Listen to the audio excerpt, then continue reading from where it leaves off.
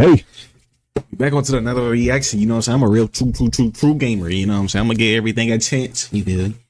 Make sure to subscribe, like, share. New game on the blog, Marathon. They did say it's coming out September 23rd. Now that's kind of bad. You want to know why? GTA 6. You will be cutting my GTA 6 time.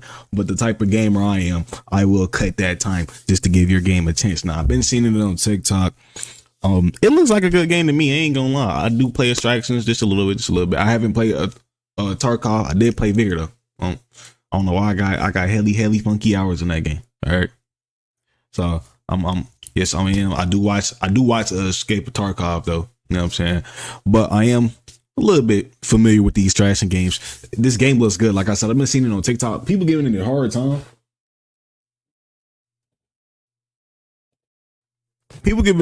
I don't see why. The game actually looks good. It looks decent. It looks fast paced. That's what I like to see. That's how you keep people on the game. Fast paced. I don't know why 2K can't get it down. Other games can't get it down, but the fast paced gameplay always gonna have people saying coming back wanting to play for long hours. That's the point of the video game. You're supposed to have fun. You're supposed to be chasing. You know what I'm saying? You know what I'm saying? Like, but let's get straight into it. Hopefully I can post this if it don't get taken out. Oh, I don't know, but the game looks good. I'm not gonna heard about Bungie's newest game, Marathon. You probably don't want to watch a 2-hour Vidoc or 20 different YouTube videos to figure out if you love it, if you hate it, or you I'm just gonna link don't care. whoever To be quite this honest is. with you, I'm still wrapping my head around yesterday's reveal. It looked Today's good. video is a collection of everything we have learned about Marathon. It's This a comes three from articles, co-op, so cinematics, this could take creators, Apex out the water. You feel? interviews, tweets, anything that we could find, we put it in today's video. This also includes our own interview that we did with Andrew Witz, who's the gameplay director for Marathon. So there's quite a bit to go through, but we really trying hard. And I see Stroud say he liked this game, so this might be a good one. You know what I'm saying? Stroud want to heal. He don't let him get on no game, no shooting game. I don't care if it's a hero shooter, FPS, a third person. He's gonna figure that game out in 3 minutes. So if he like the game, I might mess with it. You know what I'm saying? I'm gonna definitely, depending on what the price is. If it's 40, I might get it because I'm gonna get GTA anyway. But the one thing that they gonna need to do is update the game. I promise y'all. Look, so they probably not gonna watch this shit, swear to God. But this is the ways to keep this game going for a long time. Just like how y'all did Destiny. Them coke fiends over there still playing Destiny. One thing I want to do is update the game. Y'all do that on Destiny, so yeah, y'all ain't gonna have no problem. Have new guns.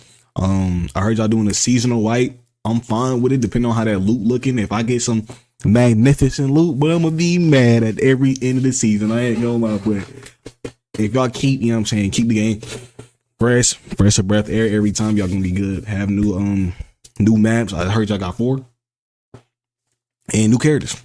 I see who y'all got doing the little intro junk. She feed me.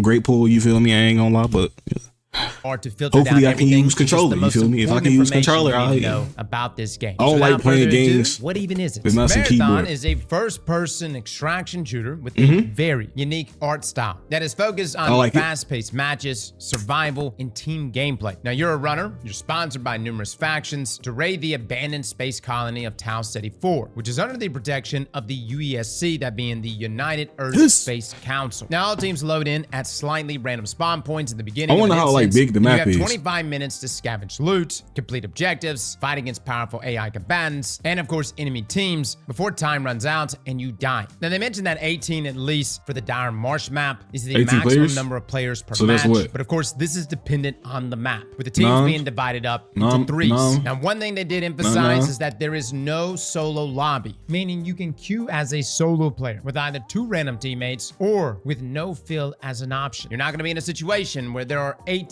separate teams of solos, although they are looking into possibly adding that if that's something the community if they make this game free, they'll get people on there. I promise you. As I said, it's bad for balance. Now in terms of gameplay, there's been like different terminologies thrown out. Is Marathon a hero shooter? Dude, this is where things just get kind of blurry. Essentially though, there are 4 runner classes that you can play in the closed alpha, and there will be 6 available at launch. To be quite honest guys, you could call them whatever you want to call them. You call them heroes, archetype, classes. I think when people think of hero shooter, they think Overwatch or Marvel Rivals. Yeah. This is obviously not that. Now, That's what I think. Third person, first person. That got to play the game, all the runners feel pretty similar, but each have 4 abilities that define I've seen this on TikTok. play style. That being 2 passive traits, 1 tactical ability, and 1 ultimate. In short, Glitch is super agile, Void goes invisible, Blackbird uses wall hacks, and Locust has a big shield. My Destiny players, it's literally 3 hunters, 1 Titan. That's your 4 classes for the alpha. Now this takes us to our UI. The compass up top tracks your direction and your current point of interest. The top left shows the match timer and the kill feed, and the top right displays your current faction contract. More on that later. Now underneath your reticle is your heat bar, which is essentially stamina. Now dropping bottom center are both your abilities. To the right and left are your consumables, and in the far corners, the right side displays your current weapons, and the left your shield and health, with the status of your teammates hovering just above. Now weapons in Marathon sport that same aesthetic that you pretty much see everywhere else. Everything looks very modular. That's intentionally so, and I will say, guys, at least gauging y'all's comments yesterday during the live stream, some people really liked it, and some people thought it looked terrible. Yes, I saw the comments. Bro, the people, oh, this game looks terrible. You're not a real gamer, bro. I remember growing up on block physics, man. Looking blocky. This game look actually smooth, man. Y'all, oh, I need the water detail. Yeah. What is this, GTA? You got different games for this, man. The people that's complaining, oh, this looks trash. You don't really play games. You only play like a select few, don't you? You just say that, bro. You just say, like, me, I don't play stick. What was it? It was like, I don't know what it's called. Like, it was like a wrong game. It was like over the top. I can't remember what it's called, but like I played a stick game. It was neon sticks and straight blackness. So like, so like I don't play like a big group of games. You know what I'm saying? I can definitely say that. I played turn-based, the point and clicks, hero shooters, first person, third person shooters, sports games, like I don't play it all, bro. So y'all saying, oh, this game looks trash. Nigga, this shit look good. This shit look better than the Call of Duty, man. It look better than Direlect. Like, like, come on, bro. Like, I don't think y'all real gamers, because I can take anything. Like, this right here, it looks perfect. As long as I can, my big complaints, if I can't see a nigga and he not invisible, because I got the invisible, you know what I'm saying?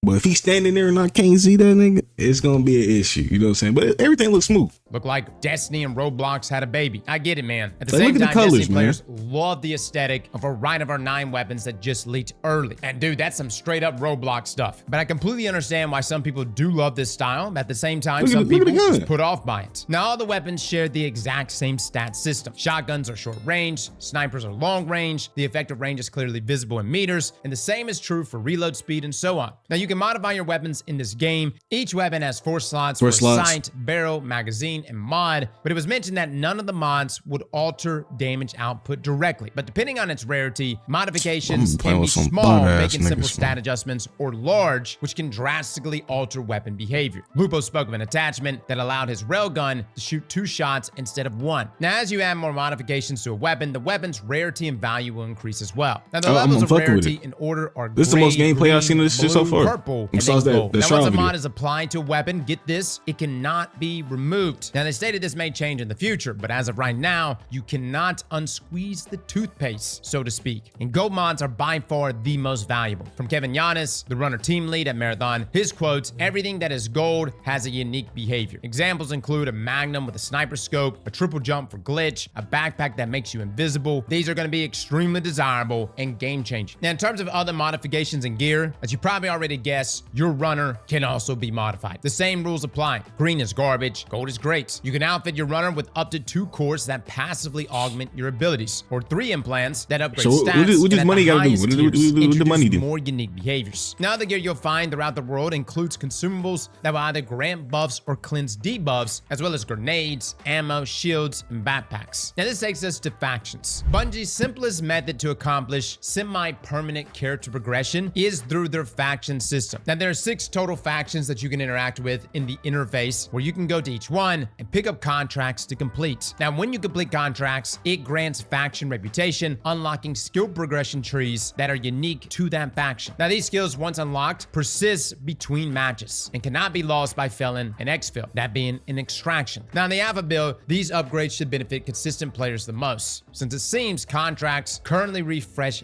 daily. But get this, you can only hold one at a time, which for a Destiny player, that sucks. Like, imagine only being able to do one bounty at a time. We love overlapping things, and I'm really not sure why they are only making it to where you can only do one at a time. At least make it like 5 or 6 or something. That way we can get one for each faction. Now, factions can sponsor your loadouts if you end up losing all of your gear in a bad exfil. Essentially, just like starter stuff, just in case, you know, you get shredded and you lose everything you own. Now, you can also purchase gear off the black market. Now, contrary to popular belief, this is not a player trading system. This vendor is operated by the game and will steadily increase the value of offerings available to purchase as you rank up throughout the season. So if one of your friends is completely broke and you're feeling generous, you can even donate some of your gear for them to test drive, but it will be returned after your next run is completed. But get this, your gear degrades when it changes hands. And I'm not really sure if this applies to donating your gear for your teammates to test drive, but this was a complaint brought up by a lot of other creators that played. As I said, they would kill someone who has gear with some gold mods on it, and then when they go to pick it up, because it's like on the final 10%, it would fully degrade and break down. Now, no lie, guys, that's an interesting system. Scarab talked about this in more depth in his podcast yesterday. I don't know how I feel about it. It doesn't sound like the gear degrades over time or with usage, but instead degrades simply for changing hands. And I'm trying to understand like the purpose of this. Like, maybe you're in a situation where you're like, yo, I've got my best tier loot, but it's at 10%. I might as well risk it because yes, if I die, I lose it, but at the same time, no one else can get it. Maybe there's some value in that. If I have any extraction shooter players in here, perhaps you can let me know. However, I do believe it was also mentioned that when an item does break, it drops money instead. Question is what is considered fair value? Is that tied to the black market? I don't know. It's an interesting thing though. Now, this takes us to the rest of the loot in the game. Some POIs contain more types of loot than others. Now, you cannot protect. Look at the map real quick.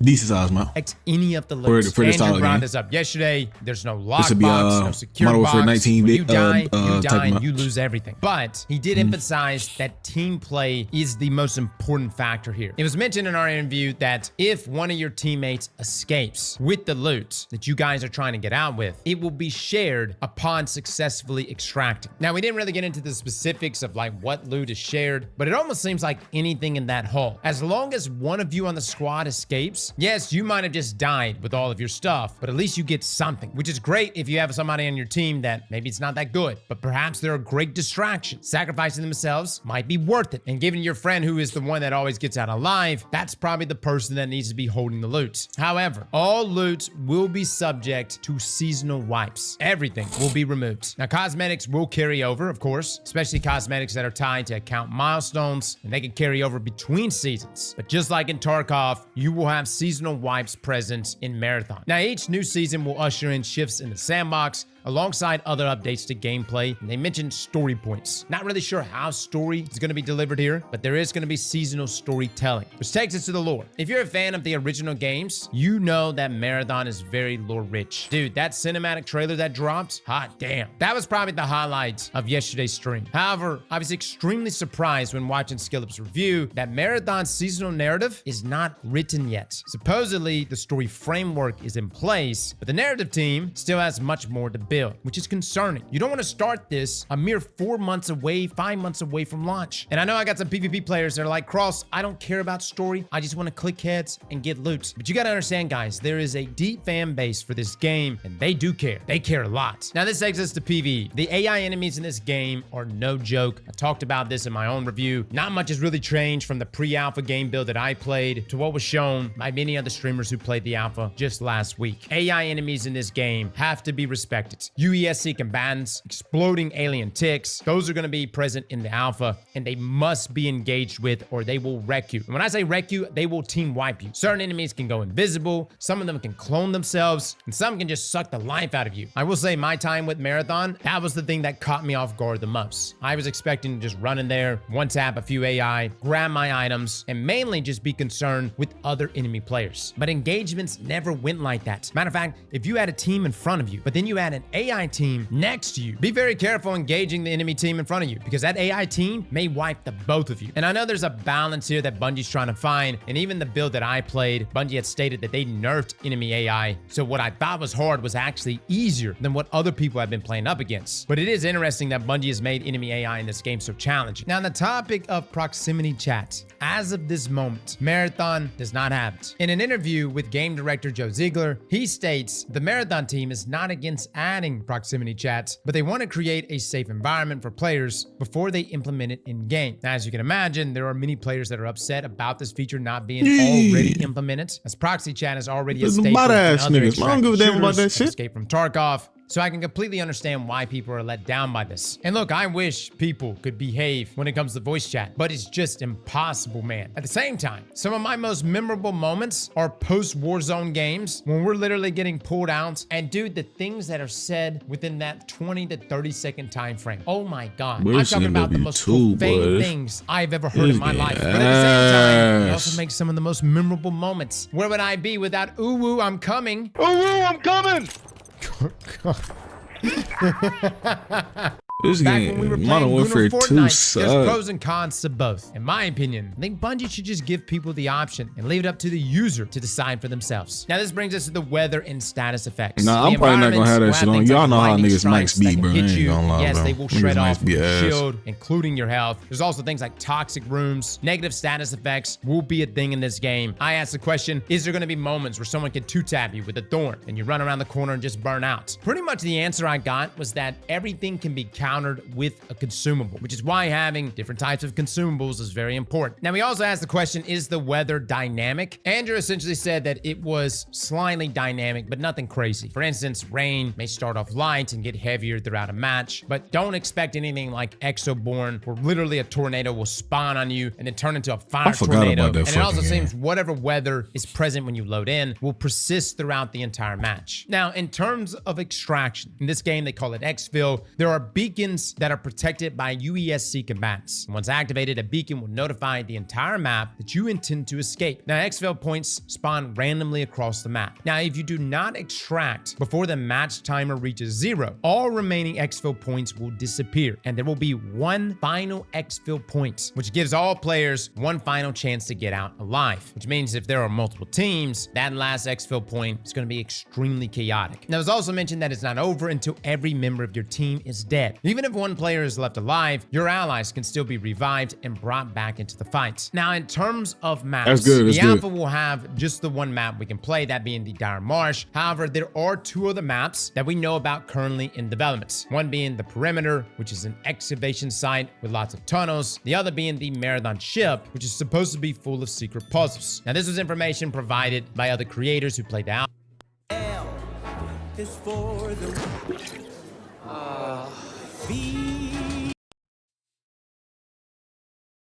Alpha recently. I have not played the Perimeter. I did play the Marathon Ship. And what I'm assuming is that we're probably going to have like the Dire Marsh as the first map for the Alpha. And then if we have like an open beta, I wouldn't be surprised if the Marathon Ship is the main map for the beta, which, let me just say, the Marathon Ship was my favorite map and actually changed my experience for Marathon overall. Now, reports suggest there's a fourth map, which is also planned to release soon. Oh, so you can see that nigga while he invisible. Now, this takes us to ranked play. There will be a ranked mode at launch. Matchmaking parameters have not been specified on this, but unranked lobbies will not use any skill-based matchmaking. Now, there will only be systems in place. Finally, so he won't punish me, and I look at my teammates, they don't know what's going on. to ensure new players don't instantly match against pro runners. Now, I would love to tell you exactly how Bungie is going to handle mouse and keyboard and controller crossplay, but some sources say accommodations will be made for fair and balanced gameplay, while others say that matchmaking will be separate. Perhaps both are true. Perhaps it's still something Bungie's trying to figure out, and I wouldn't be surprised if we see a number of pivots from now until launch. Now, this takes us to security. According to Bungie's latest swap, anti-cheat has been upgraded for the Tiger engine. So Marathon, at least in theory, should have more safeguards in place to protect players against cheaters, since it's running on a dedicated server and not peer-to-peer connections like in Destiny. Now, this means Bungie will use tactics like Fog of War to try and hide player information when it's not required by other clients. Now, this does not mean that Marathon has solved cheating. They aren't even using systems that operate at a kernel level. I know some people are like, thank God, I don't want Bungie spying on me, as if you don't already have devices right now that know everything you do. What I hope this does mean, though, is that it will be harder to cheat inside of Marathon, but we have gone down this road before. Cheaters find ways. One thing I have liked here recently, though, is the stance that Bungie has taken inside of Destiny, where people would get automatically banned without having to manually process whether or not that person was cheating. If you're rocking a 20.0 KD ratio with 99% accuracy, that's us, and therefore should be automatically banned. On the front of cheating, though, guys, I will say we have experienced arguably the worst cheating ever inside of Destiny. Luckily, it has gotten a lot better, but I suspect Marathon's going to have its problems too. It still and this look good, brings man. us to monetization. Definitely Bungie's giving it a been chance. very quiet about the monetization for Marathon. Now, based Probably on reports, skins. it is being passed around that Marathon is going to be $40, including a battle pass in tune with the seasonal model, and it's going to feature a cash shop, allowing folks to buy cosmetics. Now, we talked about this on stream yesterday, and I will say, like, $40 is not exactly like stupid expensive, and I know we have things like Delta, which is free. But, you know, I've paid for Hunt Showdown. You've got Tarkov out there, which has got like a $250 edition. There are pros and cons to charging money. Pro, it serves as a paywall against cheaters. Con, it limits the amount of people that can try out your game. Another con, if you're charging money, the standards have been raised. I can't tell you how many times I've played a game and it's free, and I'm like, you know, this may not be the most fun game, but hey, it's free. The moment you charge money for it, though, expectations have now been raised. At least at the time of this recording, nothing has been said about the monetization. And on the other side of things, pre-orders have not opened, which was very surprising. I was expecting after yesterday's gameplay reveal that Bungie was going to roll out and be like, boom, you could pre-order now, which is what they've always done when it came to Destiny stuff. But that was not the case here with Marathon, which brings us to our release date. Right now, it is scheduled to release on September 23rd, 2025, which is exactly the same date as Borderlands 4. I know some of you are like, that is terrible. Who is deciding the marketing on this? Why would you release the same date or even in the same month as Borderlands 4? There's also some of you like, Cross, I don't even care about Borderlands. I play PvP. Why would I care about that? That's fair. But I will offer this. If you had to choose a game to launch right next to, would you rather it be Borderlands 4 or Grand GTA Theft Auto 6? 6? Well, We know Grand Theft Auto 6 is supposed to be coming sometimes later this year. That's going to have a hell of a blast radius. The unfortunate thing about Borderlands and it's supposed to come out before this shit. Before Borderlands 4. Borderlands 4, though, releasing the same day. It should look good, though. I might buy this. There is a lot of Destiny players that I ain't missed not one. Borderlands 4. Not A one, lot of 2, them or are 3. probably going to Or opt for 4. Borderlands and potentially hit Marathon another time. Now, the closed alpha arrives much sooner, actually April the 23rd, and will run until May the 4th. Now, it is completely locked down.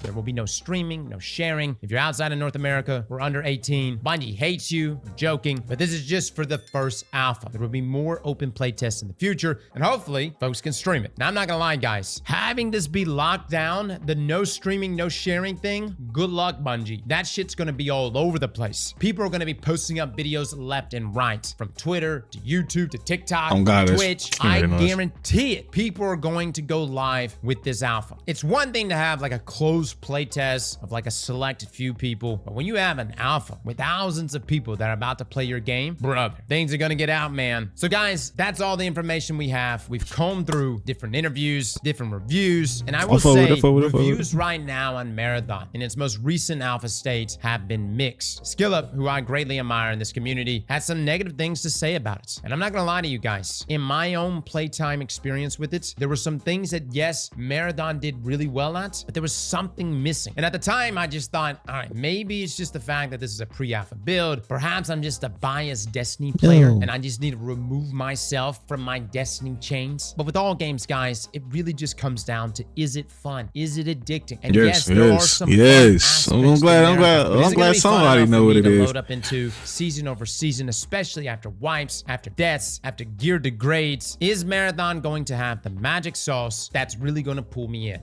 We'll see. We'll be talking about this more tomorrow. We've got a few other videos we need to go through, a couple other opinion pieces to touch, but we'll be live going over that here very soon. Fellas and ladies, thank you all. Hey, man. To me, it looks very good. I can't lie. Hopefully, I can upload this, man. I see a lot of people uploading, but you know, hopefully, I can upload. If you see it, you see it. You know, dedicated servers of. Even I don't even think Call of Duty got a dedicated servers. Them shit's trash. You be lagging all type of shit, but games look good. So Bungie, you doing your thing. I know we had Destiny 2 since I was about 13 years old. Been 8 years, man. Shit came out in 17 around time 18 came out. 2K18 came out. But you know what I'm saying? Actually, it's the same day. I think it's 2K18 came out. But you know what I'm saying? Hopefully, I can post this. You feel me? Bungie, shout out to y'all. Y'all doing y'all good thing. You know what I'm saying? I'm gonna be on this. You feel me? We got Borderlands 4, so I definitely made some time. You feel me? I'm out here, Scarlet Sherman. Yeah.